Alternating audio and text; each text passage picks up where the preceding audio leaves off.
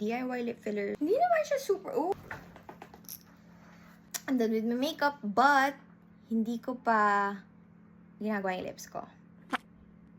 So, complete my makeup look with me. I'm going to give myself lip fillers, DIY lip fillers at home using these 3 products.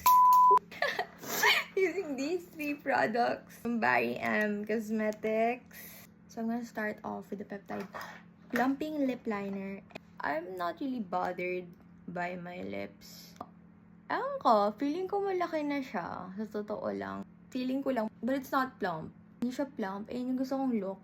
Yung parang mataba yung I want fat lips. Ayan. Gabi, ang init. I'm gonna go in with Glide On Lip Cream.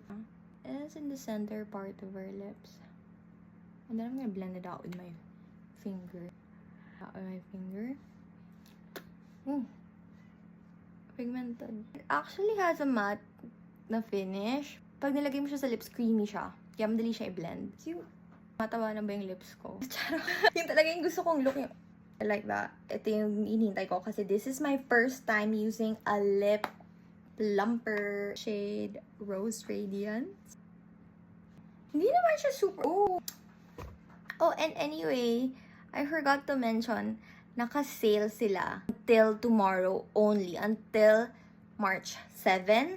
May 3 sale sila. So, you can get all of these, like this, for like 50% off. But until tomorrow lang siya sa Blue app. That wala na. If you want to buy it, you'll have to pay full price. And look, na-plump niya talaga yung lips ko. My look is complete. Ay! Okay na to.